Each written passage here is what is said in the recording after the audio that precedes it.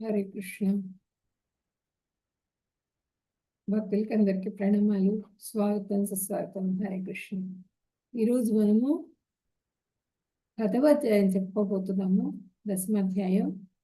నిన్నటి అధ్యాయంలో భగవంతుడు ఏం చెప్పారు? 9వ అధ్యాయంలో మన్మనాభవ మద్భక్తో మధ్యాది మాం నమస్కురు మామే వైశ్యసియుక్త్వైవం ఆత్మానం మత్పరాయణ అని చెప్పారు. అంటే మనస్సు నా పైన లగ్నం చెయ్యి, నా భక్తుడివికా, నాకు నమస్కరించు, నన్ను పూజించు, నీ చిత్తాన్ని నా పైన ఉంచితే నన్ను పూర్తిగా, అంటే చిత్తాన్ని అంటే మనసును పూర్తిగా భగవంతుడి మీద ఉంచమని చెప్తున్నారు. అలా ఉంచితే నన్ను పొందుతావు నువ్వు అంటే ఆయన్ని మనం సాక్షాత్కరింపజేసుకుంటాం అన్నమాట అని చెప్పినని నిన్న చెప్పారు. నిన్నటి అధ్యాయంలో ఓం శ్రీ పరమాత్మనే నమః. 10వ ఈరోజు అధ్యాయం 10వ ఫస్ట్ మంగళాచరణం చేసుకుని తర్వాత అధ్యాయం స్టార్ట్ చేద్దాము. ఓం అజ్ఞానతిమిరాంధస్య జ్ఞానాంజనశలాకయా చక్షురున్మిలితం యేన తస్మై శ్రీ గురవే నమః. శ్రీచైతన్యమనోభీష్టం స్థాపితం యేన భూతలే స్వయం రూపः కదా మह्यं దదాతి స్వపదాంతికం.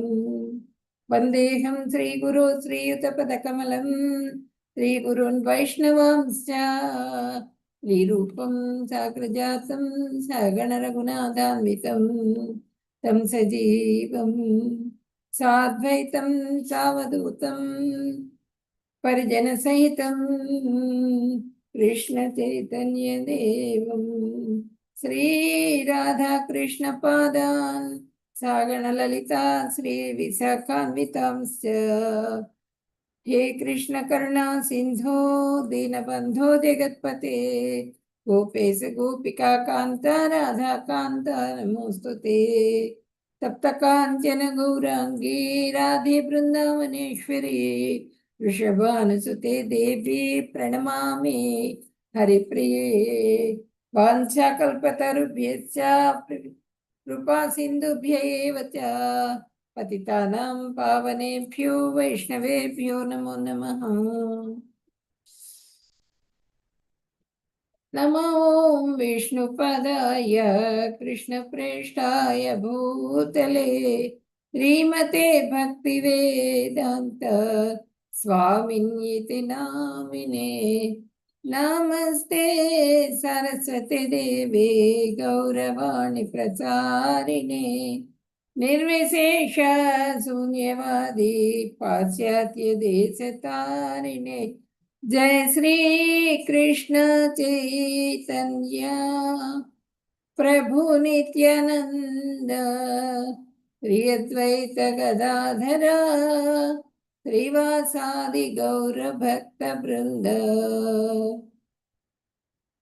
హరే కృష్ణ కృష్ణ కృష్ణ హరే హరే, హరే రామ రామ రామ హరే హరే. హరే కృష్ణ. ఓం శ్రీ పరమాత్మనే నమః. 10వ విభూతి యోగ. పరమ పురుషుని వైభవం అన్నమాట. అంటే ఐశ్వర్య జ్ఞానం మొత్తం కూడా ఈ 10వ అధ్యాయం, 9వ అధ్యాయం, 10వ అధ్యాయం మొత్తం కూడా ఈ భక్తి యోగం మొత్తానికి సారం 9వ అధ్యాయం, 10వ అధ్యాయం. ఇప్పుడు వేదాల సారం భగవద్గీత అయితే, భగవద్గీత సారం భక్తి యోగం అయితే, భక్తి యోగం యొక్క సారం 9, 10 అధ్యాయాలు.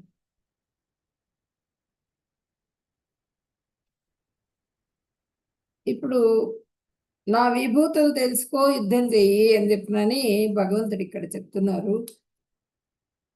1 నుంచి 7వ శ్లోకం వరకు కృష్ణుని విభూతులు, యోగాలు, భక్తి ప్రదాలు అనే విషయాన్ని గురించి చెప్పుకుంటాము.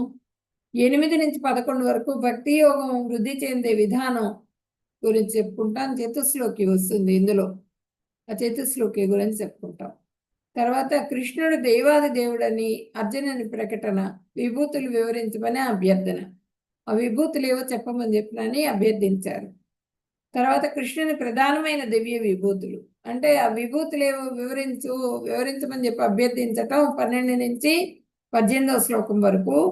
ఆ విభూతులను 19 నుంచి 42వ శ్లోకం వరకు విభూతులు ఏంటి అన్నది చెప్పారు. ఇదంతా కూడా భగవంతుడి వలన ప్రవర్తించబడుతుంది ఐశ్వర్య జ్ఞానం అనే విషయాన్ని దీంట్లో చెప్పుకుంటాము. 10.9లో ఐశ్వర్య జ్ఞానం వల్ల భక్తి పెంపొందుతుంది, భక్తులు పరస్పరం భగవంతుని లీలలు తెలుసుకుంటూ చర్చించుకుంటూ ఉంటారు అనే విషయాన్ని చెప్పుకుంటాము. 10.10లో కృష్ణుడు భక్తులకు వైకుంఠాన్ని చేరుకునే బుద్ధిని ప్రసాదిస్తారు. 10.11లో అజ్ఞానజనితమైన అంధకారాన్ని పారద్రోలి జ్ఞానదీపం వెలిగిస్తారన్నమాట. అజ్ఞానాన్ని నశింపజేయటం ద్వారా అనేక మంది ఋషులు ఈ విభూతులను చెప్పారు. నీవు దేవాదేవుడు అని నేను అంగీకరిస్తున్నాను అని అర్జునుడు చెప్పారనమాట ఈ అధ్యాయంలో.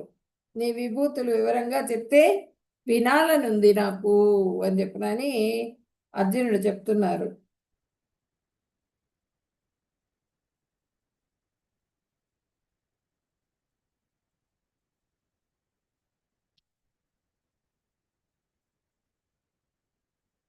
భగవాన్ అని ఎవరిని అంటారు? భగవాన్ అని చెప్పండి, ఎవరికైనా తెలుసా? భగవాన్ అని ఎవరిని అంటారు?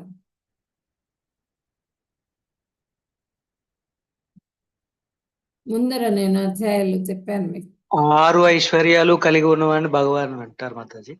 షడైశ్వర్య సంపూర్ణుణ్ణి భగవాన్ అంటారు. ఆ షడైశ్వర్యాలు ఏంటి?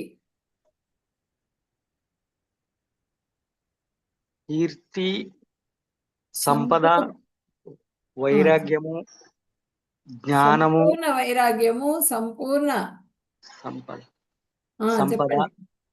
సంపూర్ణ సంపద, సంపూర్ణ జ్ఞానము, సంపూర్ణ యశస్సు,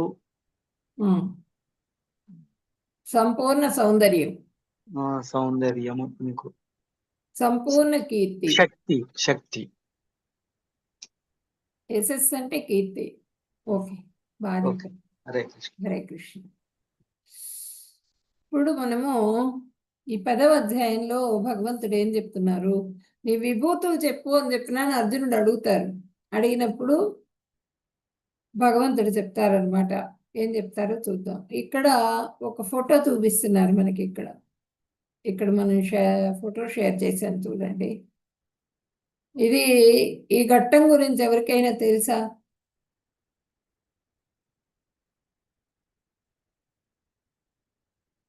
ఓకే, నేను చెప్తాను. ఇక్కడ కృష్ణ భగవానుడు పడుకొని ఉన్నారు. యుద్ధం చెయ్యాలి అని చెప్పిన డిసైడ్ అయిపోయింది. ఆయన దుర్యోధనుడు ఇవ్వనన్నాడు, వీళ్ళకి ఒక సోదిమనంతా కూడా ఇవ్వను అని చెప్పాడు. దాంతో వ్యాసుల వారు అందరూ ప్రయత్నం అయిపోయింది, యుద్ధం డిసైడ్ అయిపోయింది. డిసైడ్ అయిపోయిన తర్వాత సైన్య సమీకరణ జరుగుతున్నది. ఆ సైన్య సమీకరణ జరిగేటప్పుడు దుర్యోధనుడు వచ్చాడు కృష్ణుడి దగ్గరికి. వచ్చి కృష్ణ భగవాను ఆయన నారాయణ సేన చాలా బలమైంది, ఆ నారాయణ సేనని అడుగుదామని చెప్పి వచ్చాడనమాట సైన్య సమీకరణ కోసం. వచ్చి చూసేటప్పటికి ఆయన పడుకొని ఉన్నారు. పడుకొని ఉంటే ఆ తల దగ్గర ఒక ఆసనం ఉంటే ఆ తల దగ్గర కూర్చున్నాడు వెళ్ళి.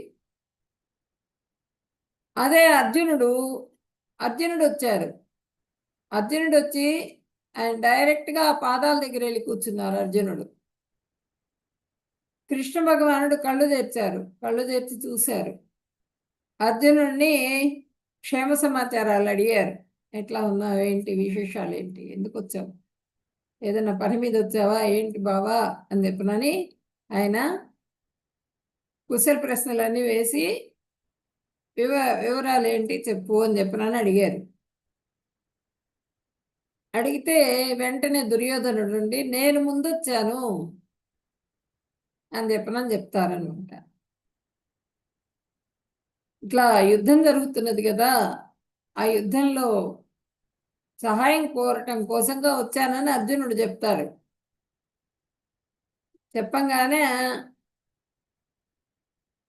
వెంటనే దుర్యోధనుడుండి, నేను ముందు వచ్చాను అంటే నేను ముందు చూసింది అర్జునుడిని కాబట్టి ఫస్ట్ అర్జునుడితో మాట్లాడాను, అర్జునుడికే ఫస్ట్ నేను ఛాన్స్ ఇస్తాను అని చెప్పినని ఆయన చెప్పారు. కృష్ణ భగవానుడు చెప్పి,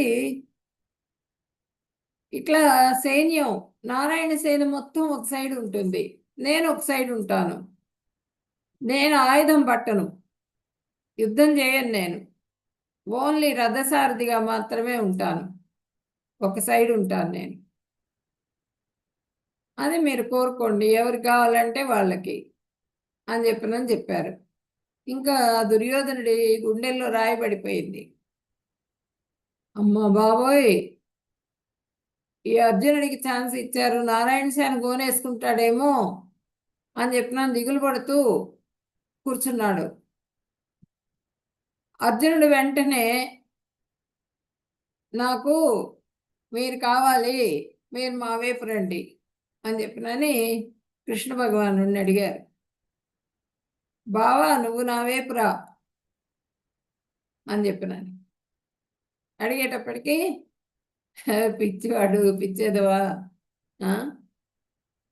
నారాయణ సేన గురించి కూడా తెలియని వాడు వీడు యుద్ధం చేస్తాడా, నారాయణ సేన ఎంత గొప్పది, కృష్ణుని కోరుకున్నాడు, పైగా ఆయుధం కూడా పట్టేట, ఉత్తర రథం ఏముంది, ఎవరైనా దోల్తారు, ఏ బోల్డ్ మంది ఉన్నారు రథ చోదకులు అని నవ్వుకున్నాడు మనసులో దుర్యోధనుడు. ఓకే బావా, మీరు చెప్పినట్లే మొదట ఛాన్స్ అర్జునుడికే ఇచ్చాను నేను, తను కోరుకున్న తర్వాతే మీరు ఇచ్చినటువంటి నారాయణ సేనని తీసుకుని నేను వెళ్ళొస్తాను ఇంకా అని దుర్యోధనుడు వెళ్ళిపోతాడు అక్కడి నుంచి, అర్జునుడు కూడా వెళ్ళిపోతాడు. అంటే అర్థం ఏంటి ఇక్కడ, ఒక భక్తుడు ఎప్పుడు కూడా భగవంతుడినే కోరుకుంటాడు. ఆ విషయం దుర్యోధనుడికి తెలియదు. భగవంతుడి శక్తి ఐశ్వర్యం ఏంటి అన్నది దుర్యోధనుడికి తెలియదు. కృష్ణుడిని ఒక నార్మల్ మ్యాన్గా ఆయన చూస్తున్నారు. మామూలు మనలాగే కృష్ణుడు కూడా ఒక మనిషి. రథం తోలుతాట, రథం తోలేవాడు మాకెందుకు అని మనసులో అనుకుంటాడు. పిచ్చోడు కాబట్టి అర్జునుడు ఆ విధంగా కోరుకున్నాడని. ఇప్పుడు ఇక్కడ చూడండి, శ్లోకంలో ఏం చెప్తున్నారో చూడండి. ఓం శ్రీ పరమాత్మనే నమః. దశమాధ్యాయః విభూతి యోగః. పరమపురుషుని వైభవం. శ్రీ భగవానువాచ, భూయ ఏవ మహాబాహో శృణు మే పరమం వచః, యతేహం ప్రీయమాణాయ వక్ష్యామి హితకామ్యయా. శ్రీ భగవానుడు ఇలా అంటున్నారు. ఏమంటున్నారు? మహాబాహువులు గల ఓ అర్జున, నా మాటలు మళ్ళీ విను. నీవు నాకు ప్రియమైన మిత్రుడు ఒకటి చే. ఇంతవరకు వివరించిన దానికంటే ఉత్తమ జ్ఞానాన్ని హితం కొరకు చెప్తున్నాను, విను. ఇప్పటి వరకు చెప్పాను నీకు, ఇంకా ఉత్తమమైన జ్ఞానాన్ని నీకు చెప్తాను, విను అర్జున. నా మాటలు శ్రద్ధగా విను. నాకు ఎందుకు చెప్తున్నాను ఈ విధంగా, నువ్వు నాకు మిత్రుడివి, ప్రియమైన మిత్రుడివి, అందుకని చెప్తున్నాను. శృణు తత్శృణు. ఇక్కడ చూడండి, మహాబాహో, నువ్వు మహాబాహులు గలవాడివి, గొప్పవాడివి నువ్వు. శృణు అంటే విను అని చెప్పారు ఇక్కడ.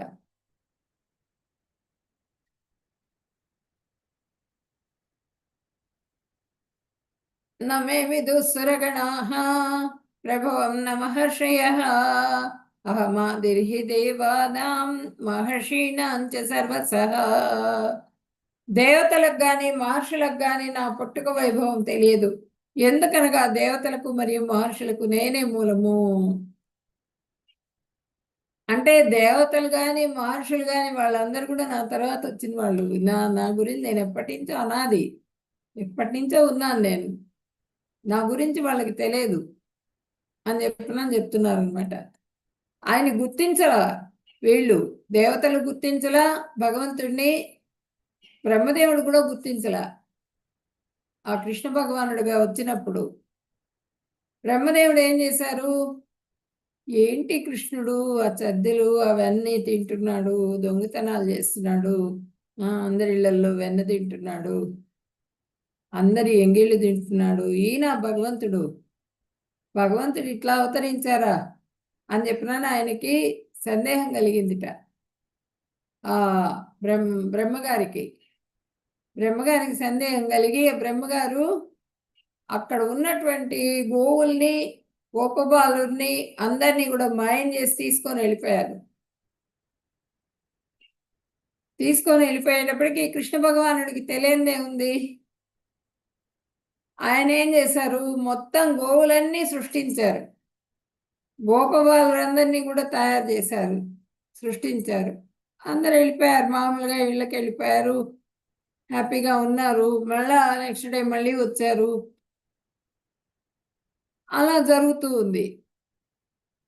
మళ్ళీ వచ్చారు ఆ బ్రహ్మగారు, ఏం జరుగుతున్నది చూద్దాం, గందరగోళం ఏం జరగట్లేదే, గోవులన్నీ వాటి పేరు పిలిస్తే వస్తున్నాయి, గోపబాలు అంతే, చేంజ్ ఏం లేదు, నందవ్రజం అంతా ప్రశాంతంగా ఉంది, ఏంటి ఇంత ప్రశాంతంగా ఉంది, నేను పిల్లల్ని వాళ్ళందరినీ తీసుకెళ్ళిపోయాను కదా, గందరగోళం జరగాలి అని చెప్పి నన్ను వచ్చి చూస్తే అక్కడ గోవులు గోపాలు అందరూ ఆయన తీసుకెళ్ళిన వాళ్ళందరూ ఇక్కడ కనిపిస్తున్నారు. మళ్ళీ అక్కడ కూడా ఉన్నారు, వెళ్ళి చూసుకొచ్చుకున్నాడు అక్కడ వాళ్ళని, మళ్ళీ ఇక్కడికి ఏమైనా వచ్చారా అని. అక్కడ ఆయన అటుపెట్టిన చోట అక్కడే ఉన్నారు వాళ్ళు. అప్పుడు ఆయనకి కనువిప్పు కలిగిందనమాట బ్రహ్మగారికి. వెంటనే భగవంతుడి పాదాల మీద పడి క్షమించమని చెప్పి అడిగి బ్రహ్మ సంహిత శ్లోకాలని పారాయణ చేశారు ఆయన. ఈ బ్రహ్మ సంహిత శ్లోకాలతోనే మనకి అభిషేకం అనేది నిర్వహిస్తారనమాట. భగవంతుడికి అభిషేకం చేసేది బ్రహ్మ సంహిత శ్లోకాలతో చేస్తారు. ఇక్కడ గోవర్ధనగిరి మొత్తం కూడా అక్కడ ప్రతిసారి కూడా నందవ్రజంలో నందుల వారు ఇంద్రుడికి మొత్తం సమర్పిస్తూ ఉంటారు. లేదంటే వచ్చిన ధాన్యం అదంతా, కొత్త ధాన్యం అదంతా వస్తుంది కదా, పంటలు అవన్నీ రాగానే ఇంద్రుడికి ఆఫర్ చేస్తూ ఉంటారు, దేవతలకి ఆఫర్ చేస్తూ ఉన్నది.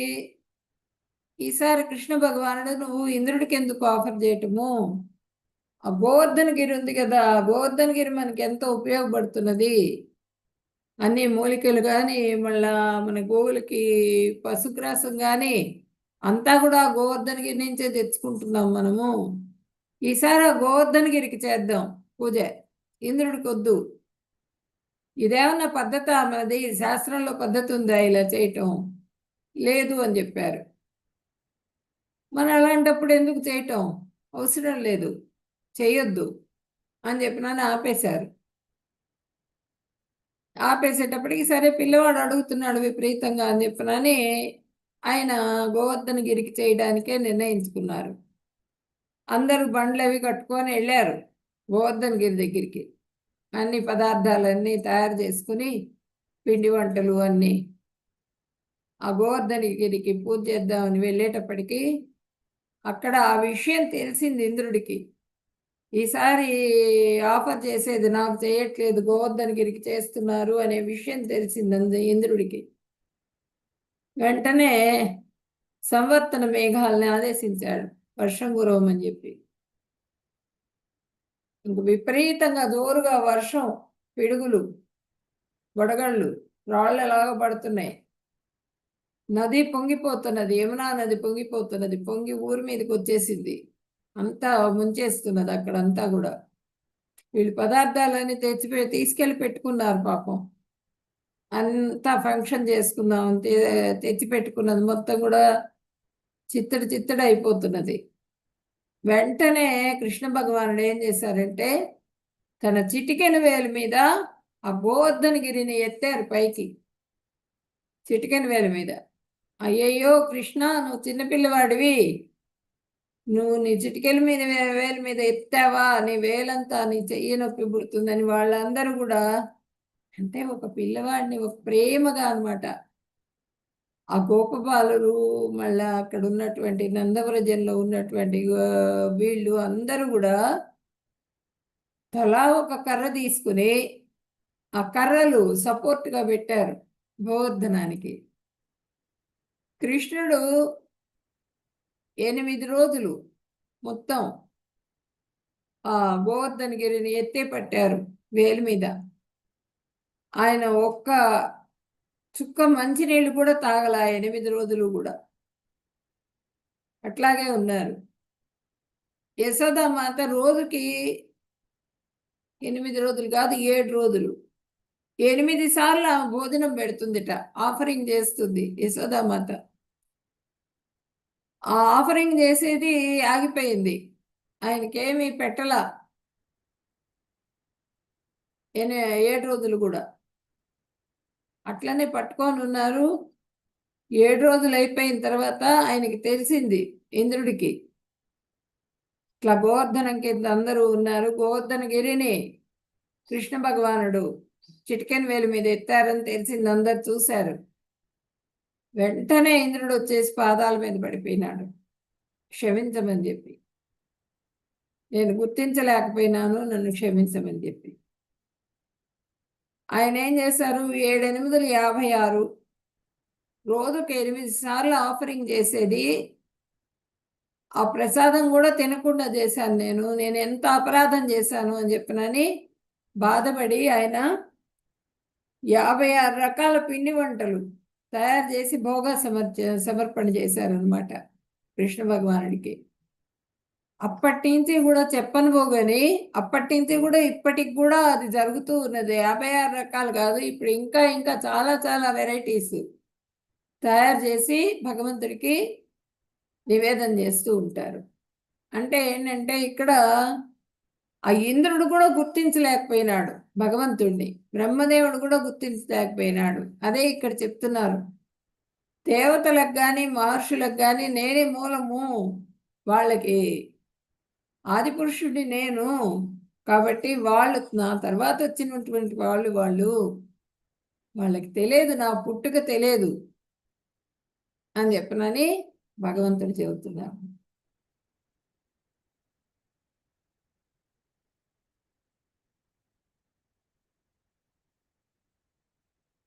యో మామజమనాదించ వేత్తి లోకమహేశ్వరం అసమ్మూఢ సమత్యేషు సర్వపాపై ప్రముచ్యతే. నన్ను జన్మరహితుడను అనాదిని అని సర్వలోక మహేశ్వరుడును అని తెలుసుకున్న వారు మోహమునకు గురికారు, మరియు వారు సమస్త పాపముల నుండి విముక్తి పొంది పూర్తిగా వాళ్ళు పాపాలన్నింటి నుంచి కూడా విముక్తిని పొందుతారు అని చెప్పనని భగవంతుడు చెబుతున్నారు.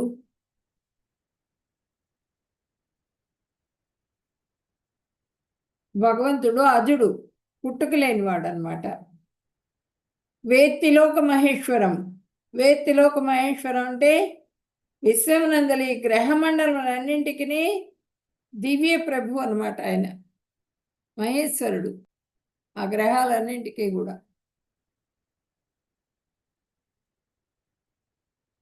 ఇప్పుడు బ్రహ్మని, శివుణ్ణి, ఇతర దేవతల్ని అందరినీ కూడా సృజించిన వాళ్ళు ఎవరంటే కృష్ణ భగవానుడే. సర్వలోక మహేశ్వరుడు, అన్ని లోకాలకి కూడా మహేశ్వరుడు ఎవరు, ఈశ్వరుడు.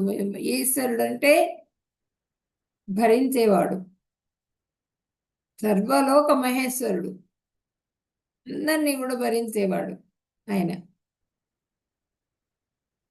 సుప్రీం అనమాట, అందరికన్నా కూడా సుప్రీం. దేవదేవుని సహజ స్థితిని అవగాహన చేసుకొనగల తెలివిగలవాడును అన్ని పాపముల నుండి విముక్తి పొందుతాడు. ఆ దేవదేవుడు కృష్ణ భగవానుడు అని చెప్పిన ఎవరైతే అవగాహన చేసుకోగలుగుతారో వాళ్ళు ముక్తిధామానికి చేరుకుంటారు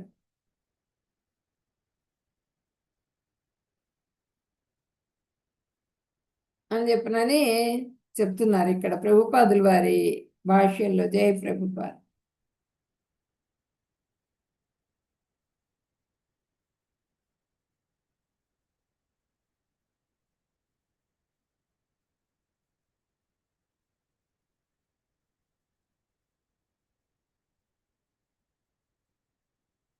మహర్షయ సుప్త పూర్వే చత్వారో మనవస్తథా మద్భావ మానస జాత ఏషాం లోకైమా ప్రజాః. సప్తర్షులు వారి పూర్వం సనకసనందనాథులు, నలుగురు మహర్షులు అన్నమాట. సనకసనందన 14 మంది మనువులు నా మనస్సు నుండే ఉద్భవించారు. వివిధ లోకములందరి సమస్త ప్రజలు వారి నుండే జన్మించారు. ఇప్పుడున్నటువంటి మొత్తం జనాభా అంతా కూడా వారి సంతానం చెప్తున్నారు. సప్తర్షుల సంతానము, మళ్ళా ఈ మనువుల సంతానము, మళ్ళానేమో ఇక్కడ ఈ చతుష్కుమారులు, వీళ్ళందరూ కూడా మనస్సు నుంచి జన్మించారు. మనం మనుషులం అన్నమాట, మానవులం. ఆ మనువు నుంచి జన్మించాం మనం. ఇప్పుడు ఇక్కడ ఏంటంటే ఆయన సత్యవ్రత మహారాజు ఆయన అర్ఘ్యం ఇద్దామని చెప్పి నేను వెళ్తే చేతుల్లోకి చాప వచ్చింది, చేప పిల్ల వచ్చి నన్ను రక్షించమన్నది. రక్షించు రాజా, నన్ను రక్షించని అడిగేటప్పటికి దాన్ని తీసుకొని కమండలంలో వేసుకున్నాడు ఆయన. ఇంటికి వెళ్ళే లోపల ఆ కమండలంలో వేయంగానే కమండలం అంత అయిపోయింది. దాన్ని తీసి ఒక భాండంలో వేశాడు. ఆ భాండం సైజ్ అయిపోయింది అది. మళ్ళీ దాన్ని తీసి అక్కడ పాండు ఉంటే ఆ పాండులో వేశారు. ఆ పాండు సైజ్ అయిపోయింది. ఆ చేప ఇంత పెద్దగా అయిపోయింది. మళ్ళీ అమ్మో ఏమిటిది భగవంతుడా, నన్ను పరీక్ష చేస్తున్నావు, నువ్వు ఎవరు, నువ్వు నాకు అర్థం కావట్లేదు అని ఆయన సత్యవ్రతుడు ప్రార్థిస్తారు. అప్పుడు మత్స్యావతారంలో ఉన్నటువంటి భగవంతుడు సమాధానం చెప్తారు. ఏమని? 7 రోజుల్లో ప్రళయం రాబోతున్నది. ఆ ప్రళయంలో మొత్తం కూడా మునిగిపోతుంది, మొత్తం సర్వనాశనం అయిపోతుంది. కాబట్టి నువ్వేం చేస్తావంటే నేను వస్తాను, వచ్చి మిమ్మల్ని అందరినీ సురక్షిత ప్రదేశానికి చేరుస్తాను. ఒక పడవను సిద్ధం చేసుకొని ఆ పడవలో కావాల్సిన ధాన్యాలు అవన్నీ కూడా పెట్టుకొని, ఔషధాలు అవన్నీ పెట్టుకొని మీరందరూ సిద్ధంగా ఉండమని చెప్పారు. చెప్పేటప్పటికీ ఋషులు అందరూ కూడా, ముఖ్యమైన వాళ్ళందరూ కూడా ఆ పడవలో ఎక్కారు. ఔషధాలు మళ్ళా ధాన్యాలు అన్ని పెట్టుకుని ఆ కొమ్ముకి వాసుకినే సర్పాన్ని కట్టారు. ఆ చేప కొమ్ముకి, మత్స్యం కొమ్ముకి పడవకు ముడేశారు. ఒక సైడు చేప ముళ్ళుకు కట్టారు. ఆ మత్స్యం ఏం చేసిందంటే పడవను తీసుకొని వెళ్ళి ఒక సురక్షిత ప్రదేశంలో ఎత్తుగా ఉన్నటువంటి ద్వీపం ఉంటారు కదా, ద్వీపకల్పంలో వదిలేసింది వాళ్ళని. ప్రళయం వచ్చింది, మొత్తం కూడా అంతా సర్వనాశనం అయింది. అయిపోయిన తర్వాత మళ్ళీ సృష్టి స్టార్ట్ అయింది. అక్కడి నుంచి స్టార్ట్ అయింది అనమాట, ఆ ద్వీపంలో నుంచి.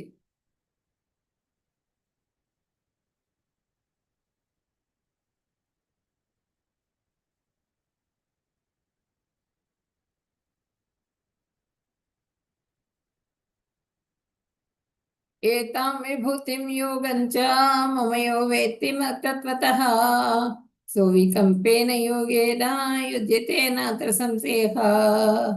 నా మహిమలను దివ్యశక్తులను యథార్థంగా తెలిసిన వారు నిశ్చలమైన భక్తి యోగం ద్వారా నాతో ఏకమైపోతారు. ఈ విషయంలో ఎటువంటి సందేహానికి తావులేదు అని చెప్పినని చెప్తున్నారు.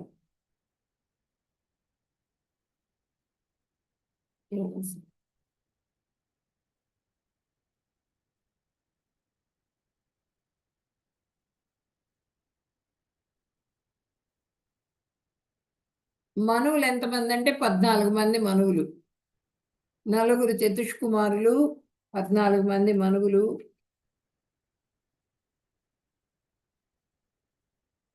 వీళ్ళు బ్రహ్మపుత్రులు అన్నమాట, బ్రహ్మగారి పుత్రులు.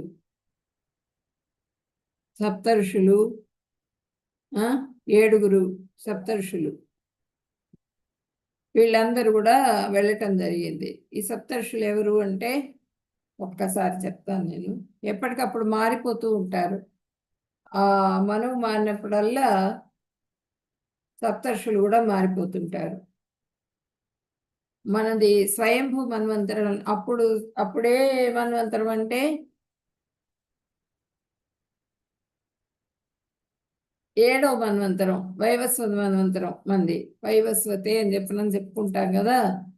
ఇప్పుడు సప్తర్షులు ఎవరంటే అత్రి, భరద్వాజుడు, గౌతముడు, యమదగ్ని, కశ్యపుడు, వశిష్ఠుడు, విశ్వామిత్రుడు. ఇప్పుడు వైవస్వత మన్వంతరం జరుగుతున్నది కలియుగంలో. ఈ వైవస్వత మన్వంతరంలో సప్తర్షులు వాళ్ళు అన్నమాట. స్వయంభూ మన్వంతరం జరిగింది ఎప్పుడు? ఆ సత్యయుగం సమయంలో. అప్పుడు ఎవరంటే భృగువు, మరీచి, అత్రి, పులస్యుడు, పులహుడు, క్రతువు, వశిష్ఠుడు.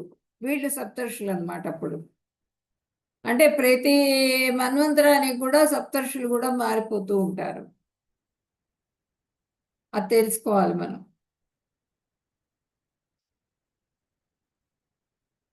ఒక కల్పంలో 14 మంది మనువులు ఉంటారనమాట. మనది ఇప్పుడు 7వ మన్వంతరం జరుగుతున్నది.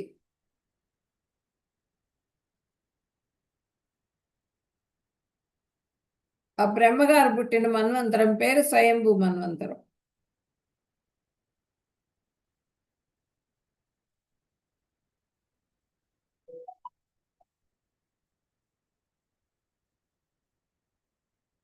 ఏడు.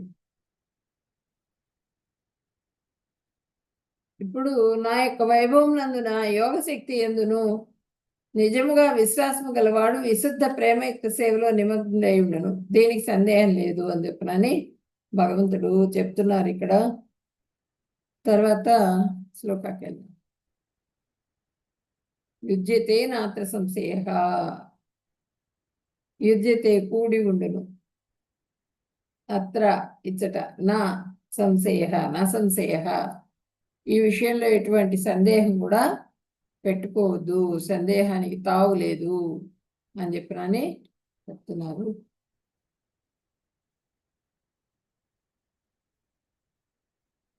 అహం సర్వస్య ప్రభవో మత్తః సర్వం ప్రవర్తతే ఇది మత్వా వదంతే మాం బుద్ధా భావ సమన్వితాః.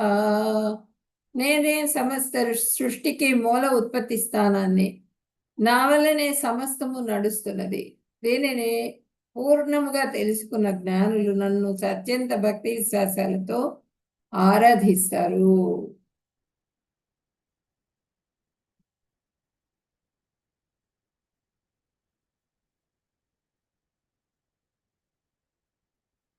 సృష్టి మొత్తానికి కూడా నేనే మూలం అని చెప్తున్నారు. భౌతిక ఆధ్యాత్మిక ప్రపంచాలు రెండింటి ఎందును సర్వానికి కృష్ణుడే మూలాధారం.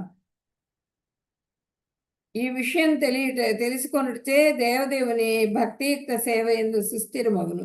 అంటే ఆ భగవంతుడే సర్వలోక మహేశ్వరుడు అనే విషయాన్ని మనం తెలుసుకుంటే కృష్ణుడి ఐశ్వర్యాలు అన్నమాట.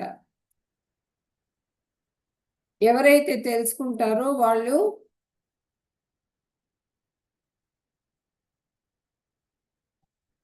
ఆ భగవంతుడి ఐశ్వర్యాలు తెలిసినప్పుడు మనం ఏం చేస్తాం? భగవంతుడు ఇంత గొప్పవాడు అని తెలిసినప్పుడు మనకి విశ్వాసం, శ్రద్ధ ఇంకా దృఢపడుతుంది. దృఢపడ్డప్పుడు ఆ భగవంతుడిని భక్తితో సేవ చేస్తాం భగవంతుడికి.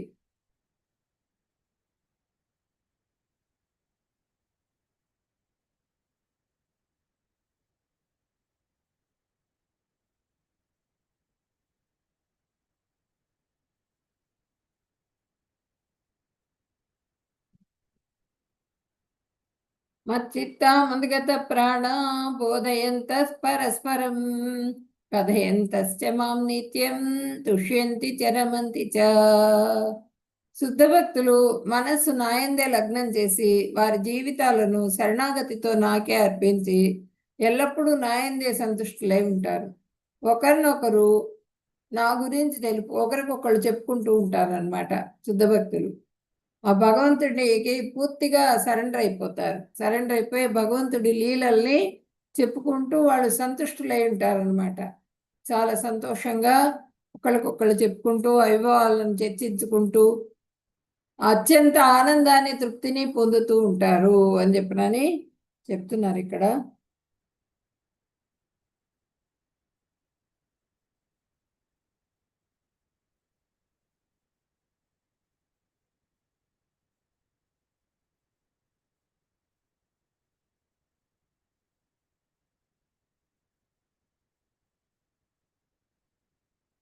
ఇప్పుడు 8 నుంచి 8, 9, 10, 11 ఈ 4 కూడా చతుస్లోకి అంటే భగవద్గీత సారం మొత్తం కూడా. ఈ చతుస్లోకి రోజు పారాయణ చేసుకుంటే మీరు భగవద్గీత మొత్తం పారాయణ చేసినటువంటి ఫలితం వస్తుందన్నమాట. కాబట్టి ఈ చతుస్లోకి నోటికి నేర్చుకోవాలి. తప్పులు లేకుండా చక్కగా నోటికి నేర్చుకుని ప్రతిరోజు కూడా మీరు భగవంతుడి దగ్గర చదువుకోవచ్చు ఇది.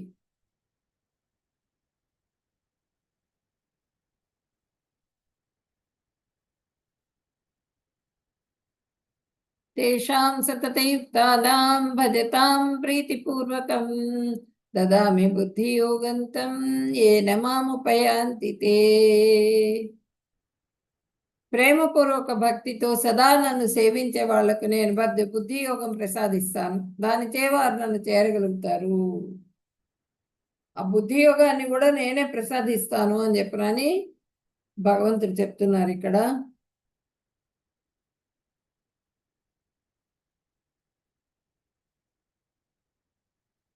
అంటే ప్రేమపూర్వకంగా భక్తితో ఎప్పుడు కూడా ఆ భగవంతుడికి సరెండర్ అయిపోయి పూర్తిగా ప్రేమతో మనం ఒక చిన్న మన పిల్లలు ఉంటారు కదా, మన పిల్లల మీద ప్రేమ ఎలా చూపిస్తాం మనం ఏదైనా తింటుండగానే వాళ్ళు గుర్తుకొస్తారు, ఏదైనా చేస్తుంటేనే వాళ్ళు గుర్తుకొస్తారు.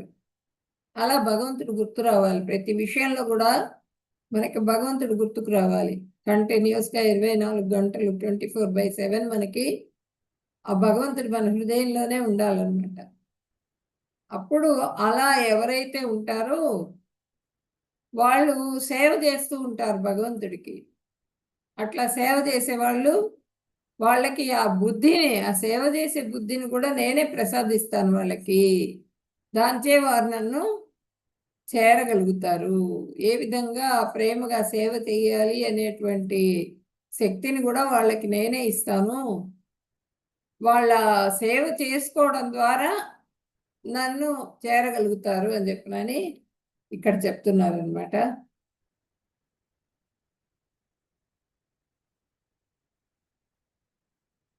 బుద్ధియోగం అనే పదం చాలా ముఖ్యమైనది ఈ ఈ శ్లోకాలు.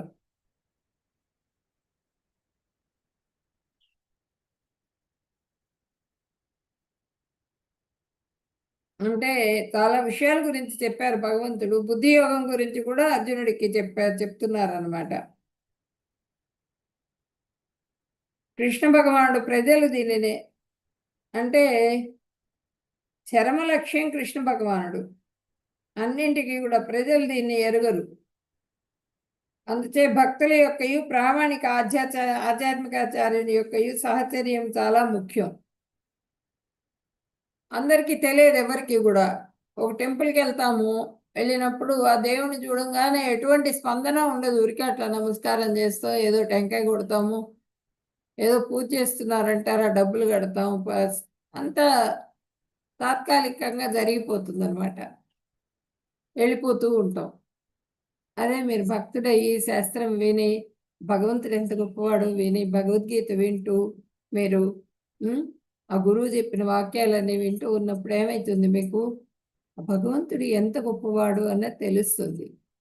తెలిసినప్పుడు ఆ భగవంతుడి గురించి మొత్తం తెలిసినప్పుడు మనకేమవుతుంది, ఆ టెంపుల్కి వెళ్ళినప్పుడు మనకి ఆ భగవంతుడిని పూర్తిగా సంపూర్ణంగా చూడగలుగుతాం. మనం పాదాల దగ్గర నుంచి దర్శనం చేసుకుంటాం, ఆనందిస్తాం, మనసులో ఆనందం వస్తుంది మనకి ఆ భగవంతుడిని చూడంగానే. అట్లా తాత్కాలికంగా ఇదివరకు చేసినటువంటి పద్ధతి మారిపోతుంది. మారిపోయి పూర్తిగా వాళ్ళు హృదయం నిండా భగవంతుడిని నింపుకొని ఎంతో ఆశతో ప్రేమతో భగవంతుడి దర్శనం చేసుకోవాలనే కోరికతో వెళ్తారు టెంపుల్కి. ఆ భగవంతుడిని కళ్ళారా చూసుకుంటారు, చూసుకొని వస్తారు. అదనమాట. అలాంటి బుద్ధి యోగాన్ని కూడా నేనే ప్రసాదిస్తాను వాళ్ళకి అని చెప్తున్నారు. తేషామేవ అనుకంపార్థం అహమజ్ఞానజం తమః నాశయామి ఆత్మభావస్థో జ్ఞానదీపేన భాస్వత. నేను వారి మీద కరుణ చూపడానికి వారి హృదయంలోనే ఉండి అజ్ఞానం వల్ల కలిగిన అంధకారాన్ని తేజవంతమైన జ్ఞానదీపంతో నశింపజేస్తాను. ఇప్పుడు ఒక గది మొత్తం చీకటిగా ఉంది. చీకటిగా ఉన్నప్పుడు ఒక చిన్న దీపం పెట్టినప్పుడు మొత్తం గది మొత్తం వెలుతురు వచ్చేస్తుంది. అట్లాగే మొత్తము మన మనసు మొత్తం, చిత్తం మొత్తం కల్మషంగా ఉంది. అంతఃకల్మషం అంటారు. మనసు నిండా నిండిపోయినది, అంతఃకల్మషం నిండి ఉన్నది.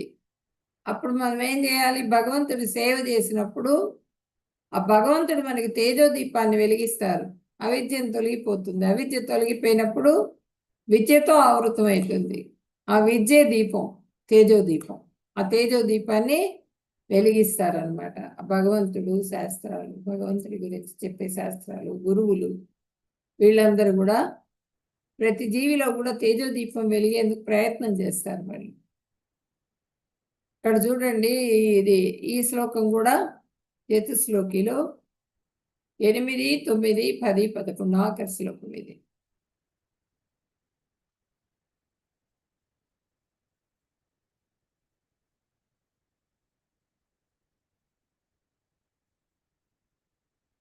నేను చతుశ్లోకి మీద క్లాస్ తీసుకున్నా, అది వినండి మీరు. ఒక్కొక్క శ్లోకం గురించి చెప్పాను. నేను చక్కగా మీకు నేను పోస్ట్ చేస్తాను. చతుశ్లోకిది వినండి. ఈరోజు పెడతాను మీకు లింక్లో. పరం బ్రహ్మ పరం ధామ పవిత్రం పరమం భవాన్ పురుషం శాశ్వతం దివ్యం ఆదిరేవం అజం విభుం. అర్జునుడు చెప్తున్నారు. పరం బ్రహ్మ, పరం బ్రహ్మ, పరంధామ,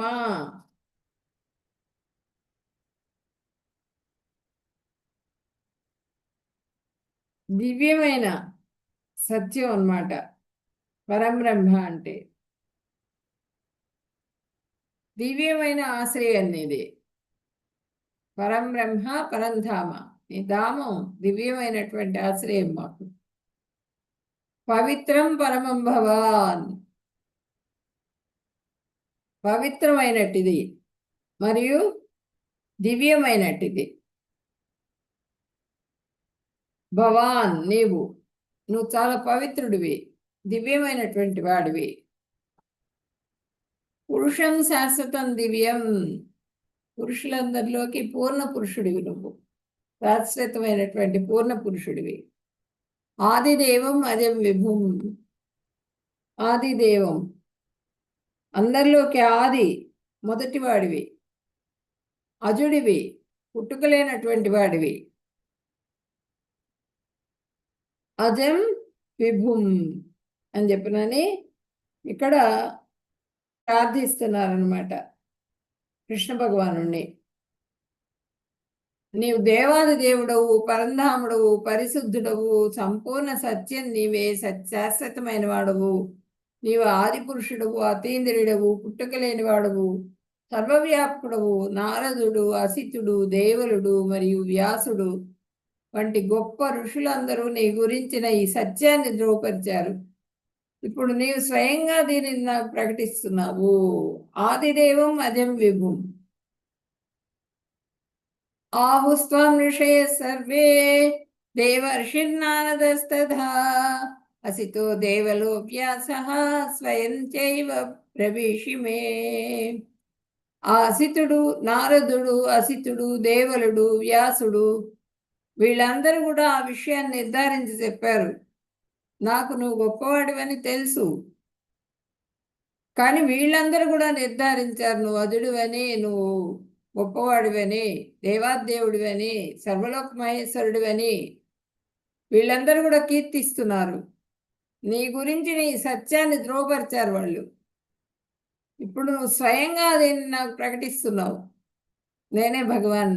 భగవాన్ అంటే నేనే భగవాన్. భగవాన్ భగవాన్ అని వచ్చింది ఇక్కడ. నువ్వే ఈశ్వరుడు అని ఇప్పుడు నాకు ప్రకటిస్తున్నావు. కానీ నాకు ఆల్రెడీ తెలుసు. ఆ ఋషులందరూ ఫాలో అయ్యారు. వాళ్ళందరూ కూడా నువ్వే అజుడివని, దివ్య పరమాత్మవని ఇవన్నీ కూడా చెప్పారు. నేను నమ్ముతున్నాను ఆ విషయాన్ని అని చెప్పినని ఆయన చెప్తున్నారు. దీన్ని నాకు ప్రకటిస్తున్నావు అని చెప్పినని చెప్పారనమాట అర్జునుడు.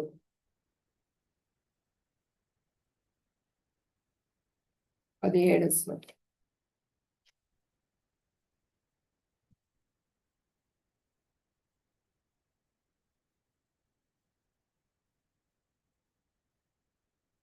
కథం విద్యామహం యోగిం స్వాం సదా పరిచింతయన్ కేషు కేషు చ భావేషు చింత్యోసి భగవన్మయా.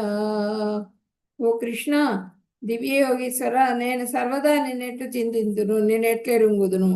ఓ దేవాది దేవా, వివిధ రూపాల్లో నిన్ను స్మరించవలెను. ఏ రూపాల్లో నువ్వు ఉంటావు, ఎట్లా నేను స్మరించాలి? నువ్వు యోగీశ్వరుడివి. నేను నిన్ను నిరంతరం ఎట్లా స్మరించాలి?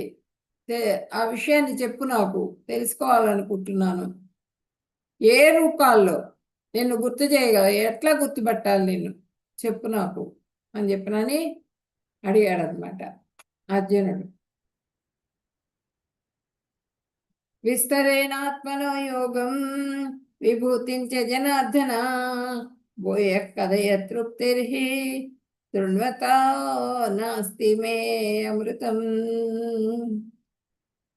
ఓ జనార్దన, నీవు నీ యొక్క దివ్య మహిమలను మరియు అవతారాలను మరలా విస్తారంగా వివరింపుము. నీ వచనామృతమును వింటూ వింటూ ఉంటే ఎన్నటికీ తనివి తీరదు. ఆ లీలలన్నీ కూడా నాకు వినాలనుంది. ఒకసారి మళ్ళీ చెప్పవా? చెబితే వింటాను. మళ్ళీ విని ఎన్నిసార్లు విన్నా కూడా తనివి తీరదు నీ లీలలు వింటూ ఉంటే.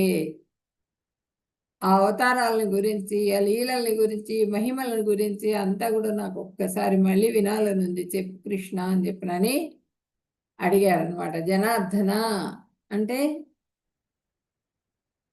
జనార్దన అంటే అయిన వాళ్ళకే కష్టాన్ని కలిగించేవాడా అని చెప్పిన అర్థం జనార్దన.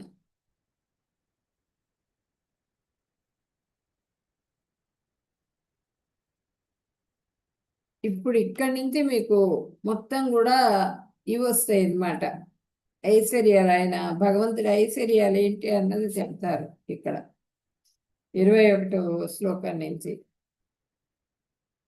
ఆదిత్యానాం అహం విష్ణు జ్యోతిషాం రవిరం సుమాన్ మరీచిర్మరుతామస్మి నక్షత్రాణం అహం శశి. ఆదిత్యుల్లో నేను విష్ణువుని. ఆదిత్యులు అంటే వీళ్ళు అదితి పుత్రులు అనమాట. 12 మంది ఆదిత్యులు. ఈ 12 మంది ఆదిత్యుల్లో నేను విష్ణువును, వామన అవతారం, నేను విష్ణువును అని చెప్తున్నారు. తేజస్సులలో ప్రకాశవంతుడైన సూర్యుడిని. తేజస్సులలో నేను ప్రకాశవంతమైన సూర్యుడిని. ఆ సూర్యుడిలో ఉన్నటువంటి శక్తి, కాంతి అంతా కూడా నాదే, నా నుండి వచ్చినటువంటిదే. ఆ సూర్యుడిని నేనే అని చెప్తున్నారు. మరుత్తులనే దేవతలలో మరీచి అనే వాయువును. 40 మంది మరుత్తులు అనమాట, దితిపుత్రులు వీళ్ళు. ఈ 40 మంది మరుత్తుల్లో మరీచి అనేటువంటి వాయువు అనమాట. మరీచిని నేను అని చెప్పినని చెప్తున్నారు ఇక్కడ.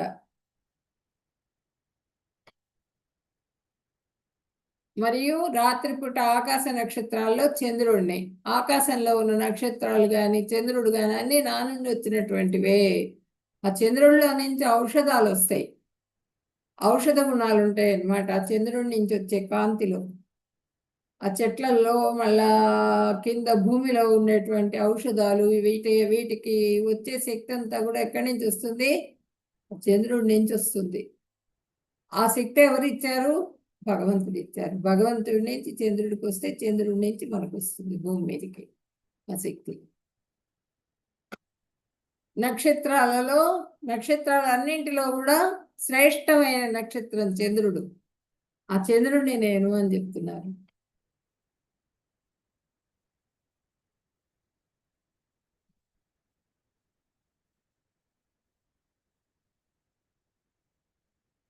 వేదానాం సామవేదోస్మి దేవానామస్మి వాస్తవః ఇంద్రియాణం మనశ్చాస్మి భూతానాం అస్మి చేతన. వేదాలలో నేను సామవేదాన్ని. సామవేదం అంటే ఏంటి? సామవేద గానం అంటారు కదా. ఆ గానం అంటే చాలా ఇష్టం అనమాట ఆయనకి. చాలా హాయిగా ఉంటుందట వినడానికి. శ్రవణానందం కలుగుతుంది ఆ సామవేద గానం.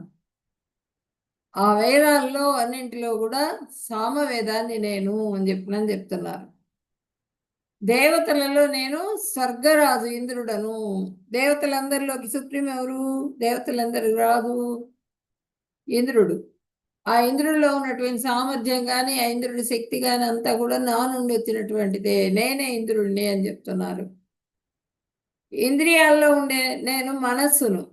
ఇంద్రియాల్లో జీవుల్లో నేను ప్రాణాన్ని, చైతన్యాన్ని.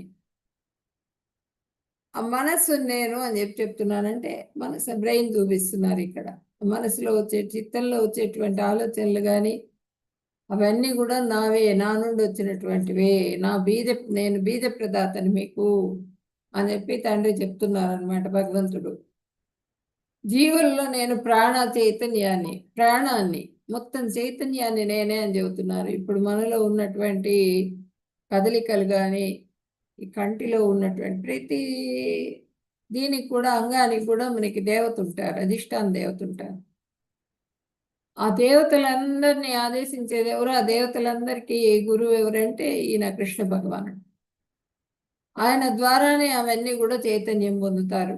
మనకి కళ్ళు కనిపిస్తున్నాయన్నా, చెవులు వినిపిస్తున్నాయని కరెక్ట్ బయటికి కనిపించే చెవు కాదు, లోపల ఉంటుంది. అదే చెవు అంటే. ఆ లోపల ఉన్నటువంటి చెవి వినిపించాలి అంటే ఆ చైతన్యం ఎవరిస్తున్నారు? భగవంతుడి నుంచి వస్తున్నది. దాని అధిష్టాన దేవత ఉంటాడు చెవికి. ఆ అధిష్టాన దేవతకి శక్తి ఎవరిస్తున్నారు? భగవంతుడు ఇస్తున్నారు. భగవంతుడు ఇవ్వడం ద్వారా మనకి వినిపిస్తున్నది. అదనమాట. మొత్తం అన్ని కూడా ఆ చైతన్యం అంతా కూడా నాదే. మనిషిలో ఉన్నటువంటి చైతన్యం, ఆ చైతన్యం వెళ్ళిపోయిందంటే డెడ్ బాడీ అయిపోతుంది. ఆ భగవంతుడు, పరమాత్మ, ఆత్మ ఇద్దరు వెళ్ళిపోతారు. వెళ్ళిపోయినప్పుడు అది మృత శరీరం అయిపోతుంది.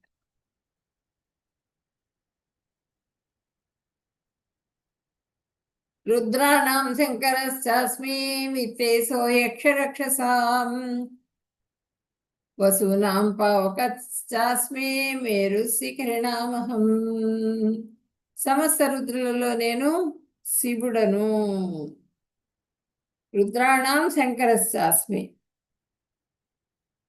11 మంది రుద్రులు. ఈ 11 మంది రుద్రుల్లో నేను శివుణ్ణి అని చెప్తున్నారు.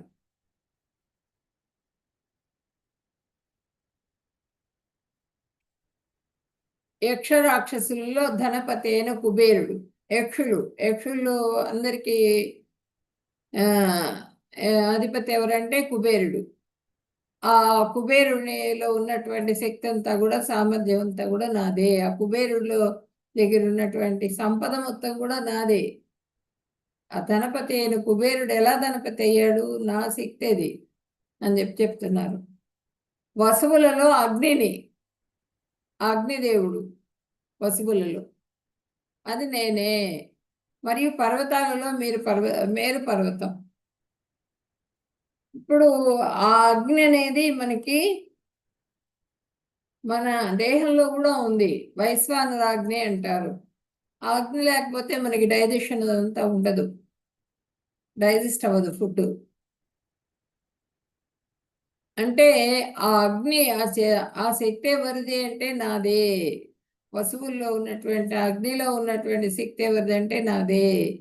పర్వతాల్లో మేరు పర్వతాన్ని నేను అని చెప్పినని భగవంతుడు చెప్తున్నారు.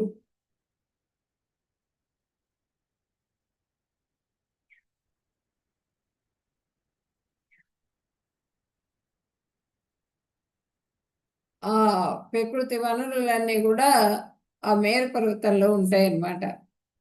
ఔషధాలు కానీ అవన్నీ కూడా చాలా ఎత్తుగా ఉంటుంది మేరు పర్వతం. అన్నిటికన్నా హైట్ ఉంటుంది అనమాట.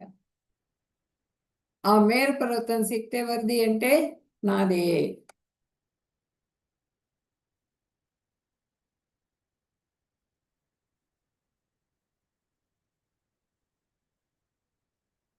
పురదశాం చ ముఖ్యం వాం విద్ధి పార్థ బృహస్పతిం సేనానీనామహం స్కందః సరసామస్మి సాగరః.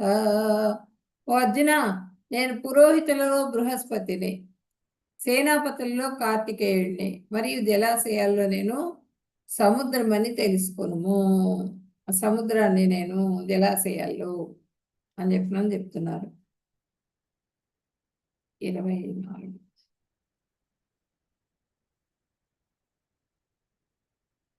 ఇప్పుడు స్వర్గలోకంలో దేవతల్లో ఇంద్రుడు ముఖ్యుడు అనమాట, స్వర్గాధిపతి. బృహస్పతి ఇంద్రునికి పురోహితుడు. బృహస్పతి, ఆ బృహస్పతిలో ఉన్నటువంటి ఆ సామర్థ్యం నాదే. రాజులందరిలో ముఖ్యుడు అగుడితే ఇంద్రుడు రాజులందరిలో ముఖ్యుడు అగుడితే బృహస్పతి పురోహితులందరిలో ముఖ్యుడు. ఆ రాజులందరిలో ముఖ్యుడు ఇంద్రుడు అయినప్పుడు ఆ ఇంద్రుడి దగ్గర పురోహితుడు బృహస్పతి. పురోహితులందరిలోకి కూడా ఆయన ఆయనే నాయకుడు అనమాట, పురోహితులందరికీ కూడా. కాబట్టి ఆ పురోహితుడే నేను అని చెప్పినందుకు బృహస్పతిని నేను అని చెప్తున్నారు. రాజులందరిలో ఇంద్రుడు ముఖ్యుడైనట్లు శివపార్వతుల కుమారుడైన స్కందుడు కార్తికేయుడు సేనానాయకులలో అందరిలో ముఖ్యుడు. సేనానాయకుడు ఆయన స్కందుడు, కార్తికేయుడు. ఇప్పుడు మనకి సేనానాయకుడు ఎవరు ఈ కృష్ణ చైతన్యానికి? చెప్పండి, ఈ కృష్ణ చైతన్యానికి సేనానాయకుడు ఎవరు మన కృష్ణసేనకి? ప్రభుపాదుల వారు. ప్రభుపాదుల వారు కార్తికేయుడిలాగా మన సేన మొత్తాన్ని కూడా ఆయన నడిపించారు, నడిపిస్తున్నారు. ఇప్పుడు మనకు కనిపించరు ఆయన, కానీ ఆయన శక్తి ద్వారానే మనకి ఆ కృష్ణ చైతన్యం వస్తూ ఉన్నది. ఆయన మనకి గురువు అన్నమాట, ప్రభుపాదుల వారు. అలాగే ఇక్కడ కార్తికేయుడు సేనలందరికీ నాయకుడు ఎవరంటే కార్తికేయుడు. సరసామస్మి సాగరః.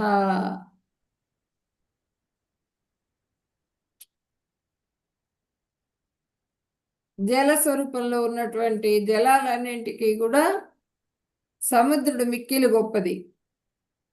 సముద్రం ఇవి మొత్తం కూడా కృష్ణుని శక్తులు, కృష్ణ స్వరూపాలు. మహర్షీణాం భృగురహం గిరామస్మ్యేకమక్షరం యజ్ఞానాం జపయజ్ఞోస్మి స్థావరాణం హిమాలయ. మహర్షులలో భృగు మహర్షిని నేను అని చెప్తున్నారు ఇక్కడ.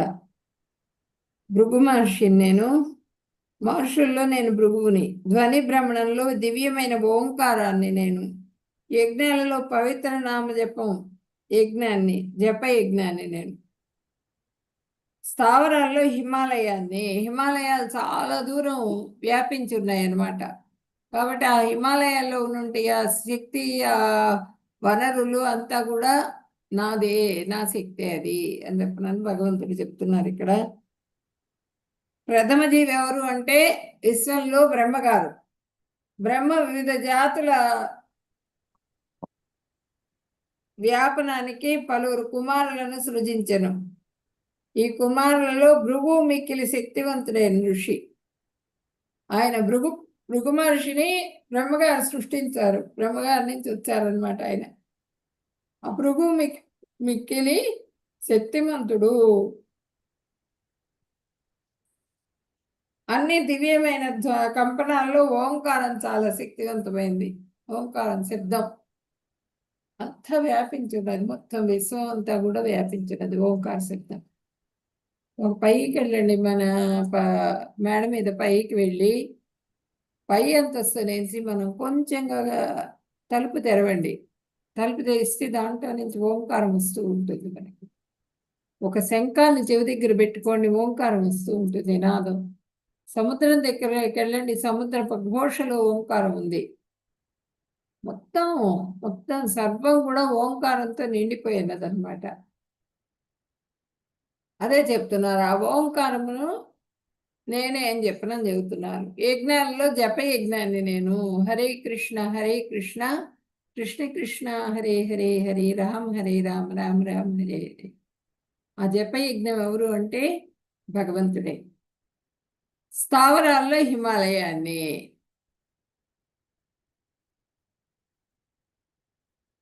అశ్వత్థం సర్వవృక్షాణం దేవర్షీణాం చ నారదః గంధర్వాణాం చిత్రరథః సిద్ధానాం కపిలో మునిః.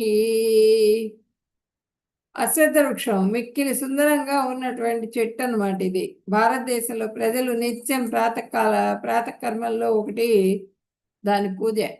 ఆ అశ్వత్థ వృక్షానికి పూజ చేసుకుంటూ ఉంటారు. అంటే ఇది పైనుంచి వచ్చింది అశ్వత్థ వృక్షం. ఆ బ్రహ్మలోకం నుంచి వచ్చి వ్యాపించింది అనమాట. దీని గురించి మనం 15వ అధ్యాయంలో చెప్పుకుందాం, ఈ అశ్వత్థ వృక్షం గురించి. చాలా ఊడలు వస్తాయి, ఊడలతో పాతుకుపోయి ఉంటుంది, చాలా పెద్దగా చాలా విస్తరించేస్తుంది అనమాట అశ్వత్థ వృక్షం. ఆ శక్తి ఎవరిది అంటే నాదే అని చెప్పినని భగవంతుడు చెప్తున్నారు. తర్వాత దేవర్షుల్లో నారదుడిని నేను. తర్వాత గంధర్వుల్లో చిత్రరథుడిని. సిద్ధులలో నేను కపిల మునిని.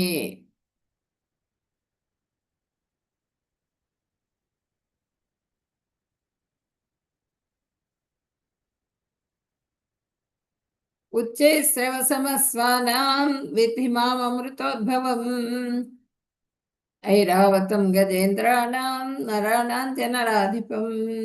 అశ్వాలలో అమృతంతో పుట్టిన ఉచ్చైశ్రవాన్ని. అమృత మదనం జరిగేటప్పుడు ఆ సముద్రంలో నుంచి వచ్చినాయి అనమాట. ఉచ్చైశ్రవము, ఇది ఐరావతము, కల్పవృక్షము, కామధేనువు, ఇవన్నీ కూడా వచ్చినాయి.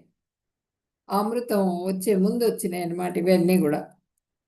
గజరాజుల్లో ఐరావతాన్ని.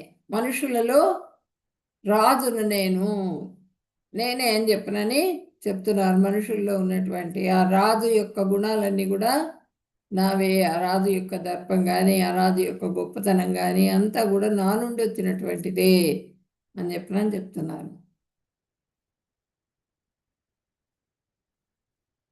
ఆయుధానామహం వజ్రం ధేనూనామస్మి కామధుక్ ప్రజనశ్చాస్మి కందర్పః సర్పాణామస్మి వాసుకి. కృష్ణ తలుపు తీసేసి వస్తాం, కరెంట్ పోయింది.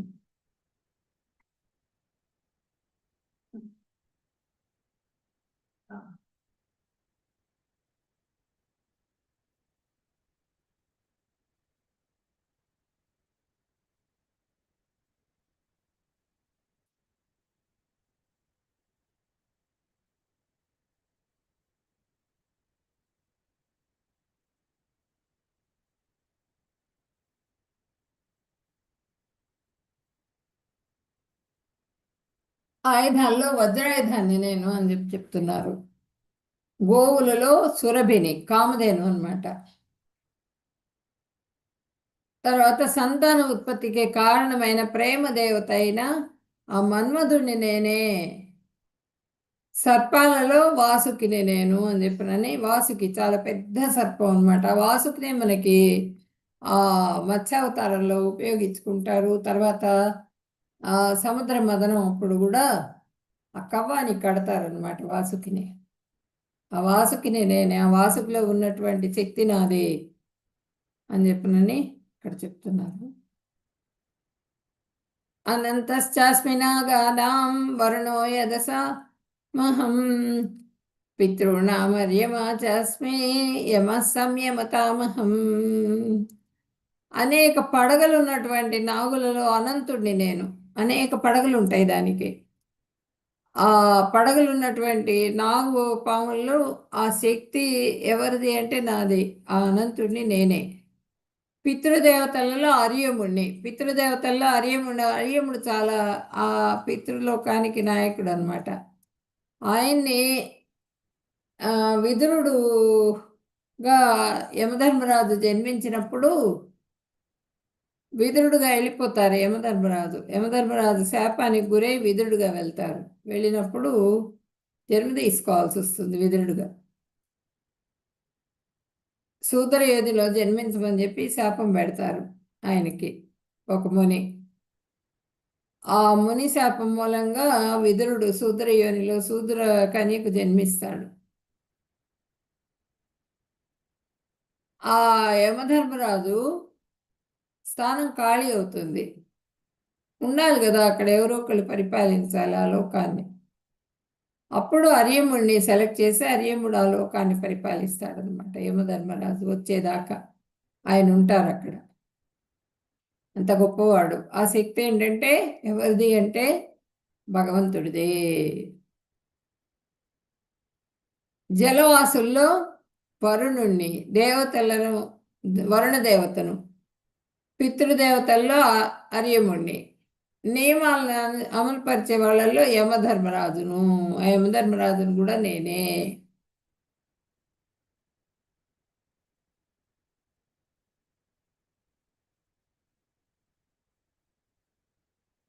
ప్రహ్లాదశ్చాస్మి దైత్యానాం కాలః కలయతామహం మృగాణాం చ మృగేంద్రోహం వైనతేయస్య పక్షిణాం. దైత్య దానవులలో నేను భక్త ప్రహ్లాదుడిని. దానవులు వాళ్ళు ఏంటంటే అందరూ కూడా దానవ వంశం మొత్తం అందరూ కూడా హిరణ్యకశిపాయ నమః అంటూ ఉంటారు.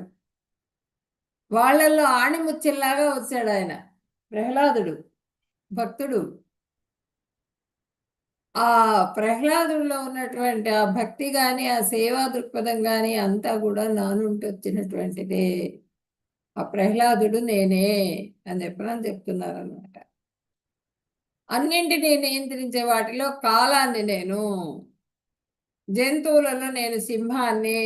జంతువులన్నింటిలో కూడా అన్నింటికీ కూడా సింహం రాజు అంటారు కదా, సింహాన్ని నేను. తర్వాత పక్షుల్లో గరుత్మంతుడు రాజు పక్షులకి. ఆ గరుత్మంతుడిలో ఉన్నటువంటి సామర్థ్యం, శక్తి సామర్థ్యాలు కూడా నావే అని చెప్పనని ఇక్కడ చెప్పారు.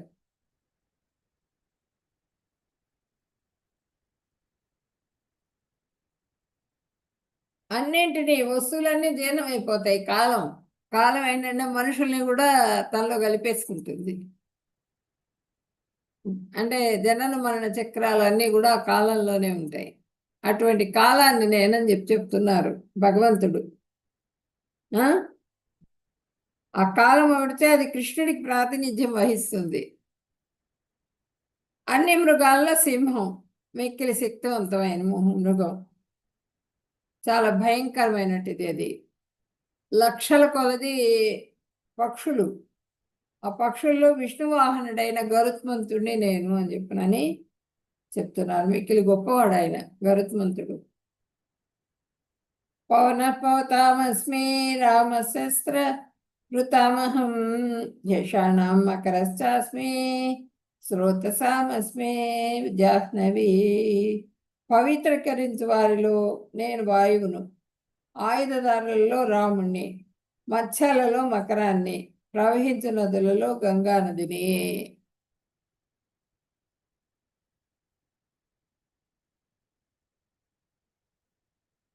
పవన పవతామస్మి, పవిత్రం చేసే వాటిలలో వాయువుని అంటున్నారు. బాగా గట్టి గాలి కొట్టింది అనుకోండి, మొత్తం అంతా శుభ్రంగా అయిపోతుంది. చిత్తడిగా ఉన్న చోట కూడా శుభ్రం అయిపోతుంది. ఆకులన్నీ కొట్టుకొని పోయి ఒక చోట పోగుపడతాయి. ఒక చోట రౌండ్ రౌండ్ గాలి అంతా తిరిగేసేసి ఒక్క చోటికి తీసుకెళ్ళిపోతుంది వాటిని. అంత శుభ్రం చేసేస్తుంది అన్నమాట. అటువంటి వాయువుని నేనేం చెప్పనని చెప్తున్నారు ఇక్కడ. పవిత్రీకరించే వారిలో నేను వాయువును, ఆయుధదారులలో రాముల వారిని నేను, ఆయుధం ధరించిన వాళ్ళలో రాముల వారిని అంటున్నారు. మత్స్యాలలో మకరాన్ని అంటున్నారు. మనకి ఇక్కడ క్రొకడైల్ చూపిస్తున్నారు.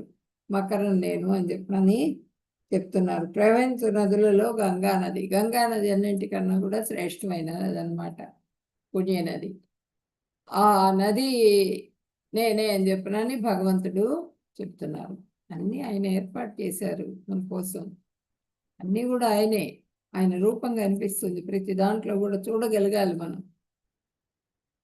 సర్గాణామాదిరత్నంతశ్చ మధ్యం చైవాహమర్జున అధ్యాత్మ విద్యానాం వాద ప్రవదతామహం. గంధర్వ విద్య ఏది? తర్కం, వితర్కం, వితండం. దర్పంలో గంధర్వ విద్య, ఆయుర్వేదంలో అన్నింటిలో కూడా ఆ భగవంతుడి శక్తే నిండి ఉన్నది. అర్జున, అన్ని విజ్ఞాన శాస్త్రాల్లో నేను ఆధ్యాత్మిక విజ్ఞానాన్ని, తార్కికలో పరమార్థమైన సత్యమును అని చెప్పినని తర్కం చేస్తూ ఉంటారు. ఆ తర్కం చేసే వాళ్ళల్లో ఉన్నటువంటి ఆ తార్కిక దీంట్లో కూడా నాదే ఉంది అని చెప్పని, ఆధిపత్యం అని చెప్పనని చెప్తున్నారు. తార్కికులకు పలు రకాలైన వాదాలు ఉంటాయి, వాదించుకుంటూ ఉంటారు వాళ్ళు తార్కికులు.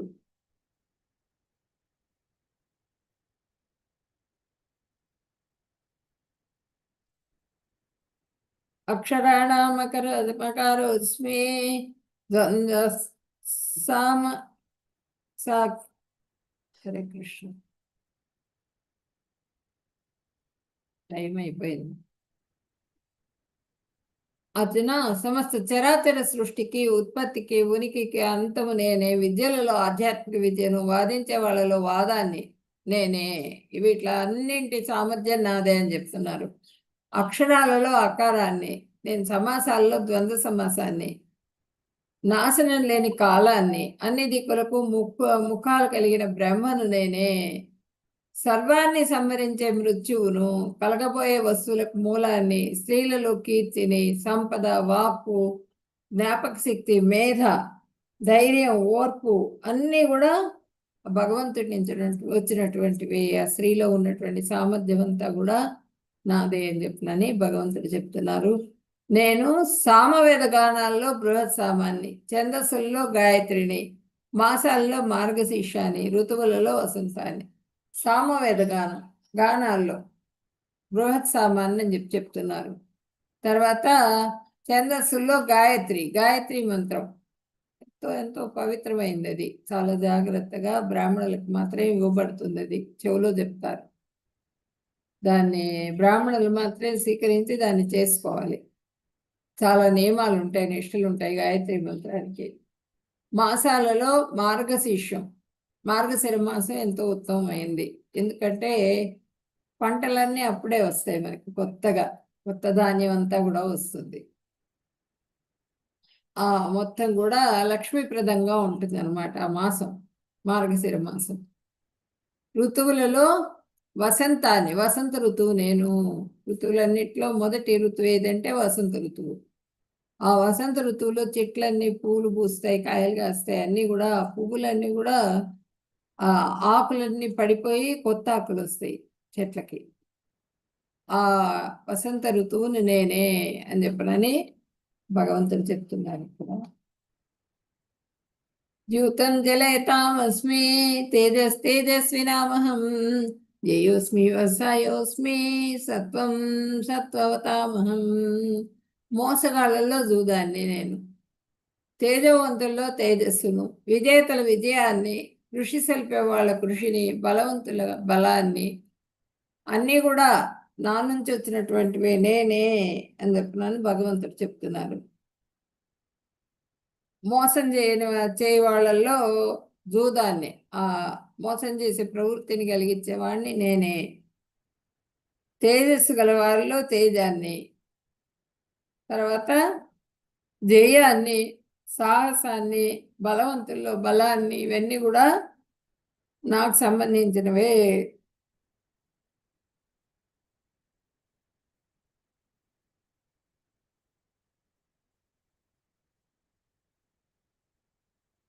వృష్ణీనాం వాసుదేవోస్మి, పాండవానాం ధనంజయః, మునీనామప్యహం వ్యాసః, కవీనాం ఉసినా కవిః.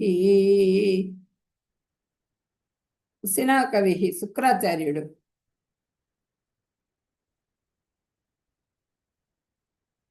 వృష్ణి వంశంలో నేను వాసుదేవుణ్ణి, పాండవులలో అర్జునుణ్ణి, మునులలో వ్యాసుణ్ణి, ఆలోచన పరులలో గొప్ప కవులలో ఉసేనుడని నేను. అంటే ఉసేనుడు అంటే ఎవరంటే శుక్రాచార్యుడు. ఆ శుక్రాచార్యుడే నేను అని చెప్పినని చెప్తున్నారు.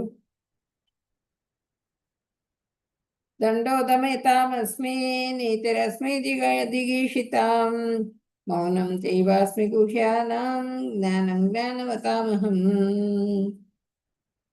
శాసన వైరుధ్యాన్ని 38 చదివాను.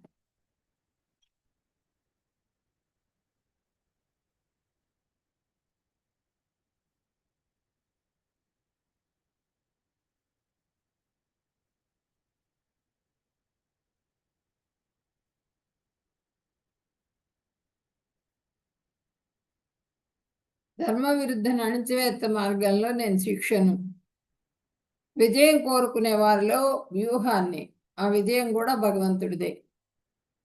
రహస్యాలలో మౌనాన్ని, వివేకవంతుల్లో జ్ఞానాన్ని నేను.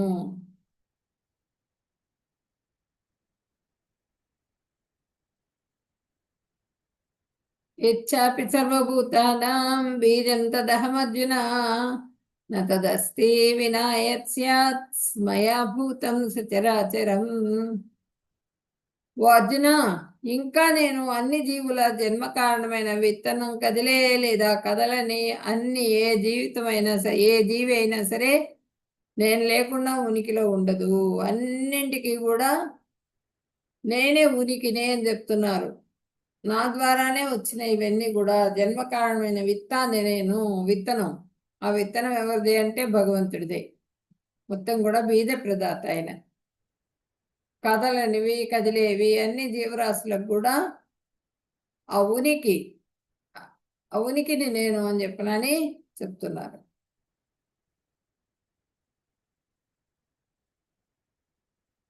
నాంతోస్తి మమ దివ్యానాం విభూతీనాం పరంతప, ఏషా తు దేశతః ప్రోక్తో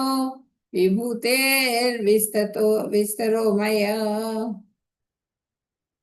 ఓ శత్రుంజయుడా, నా దివ్య రూపాలకు అంతం లేదు. నేను నీతో చెప్పినది అంతా నా అనంతమైన విభూతుల యొక్క సూచన మాత్రమే. ఇంకా ఎన్నో అసలు లెక్కలేనన్ని విభూతులు ఉన్నాయి నాకు, కానీ సూచనగా నీకేదో కొన్నింటి గురించి మాత్రమే చెప్పడం జరిగింది. శత్రుంజయుడా, శత్రువులందరూ కూడా భయపడి పారిపోతారు అర్జునుడిని చూస్తే. శత్రువులను జయించేవాడా నువ్వు, అంత సామర్థ్యం కలిగిన వాడివి నువ్వు అని చెప్పనని చెప్పారు ఇక్కడ. యద్యద్విభూతి మత్సత్వం శ్రీమద్భూతితమేవ వా, తత్తేవావగచ్చత్వం మమ తేజోంశ సంభవం. ఈ లోకంలో ఐశ్వర్యవంతమైనవి, సుందరమైనవి, మహిమ కలవి అయినా సమస్త సృష్టులు కేవలం నా తేజస్సులోని ఒక అంశ. ఆ అంశ నుంచే ఉద్భవించినవని తెలుసుకుందాము. ఆ తేజస్సు మొత్తం ఈ జగత్తులో నుంచి, జగత్తులో ఉన్న ప్రతి వస్తువు సుందరమైనది, అన్ని మహిమ గలవి, అన్నీ కూడా నావే, నా అంశే. అవన్నీ కూడా నా నుంచి వచ్చినటువంటివి, నా తేజస్సులోని ఒక అంశం నుంచి ఉద్భవించినాయి అవి అని చెప్పినని చెప్తున్నారు భగవంతుడు.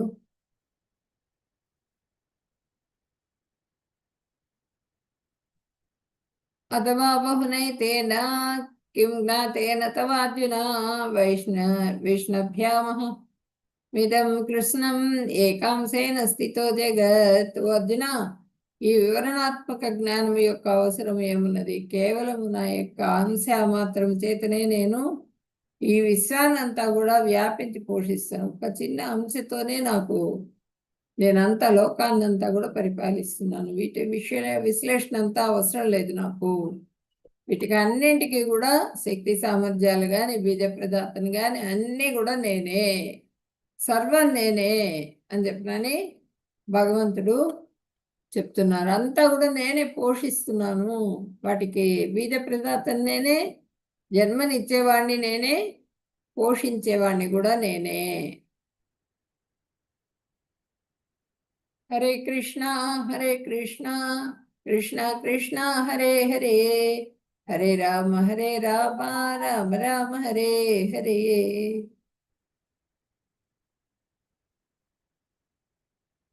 వాంఛాకల్పతరుభ్యశ్చ కృపా సింధుభ్యేవ చ పతితానాం పావనేభ్యో వైష్ణవేభ్యో నమో నమః. Hare Krishna.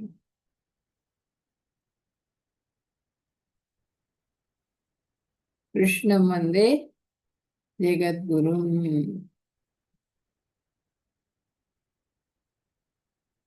Stop the sharing.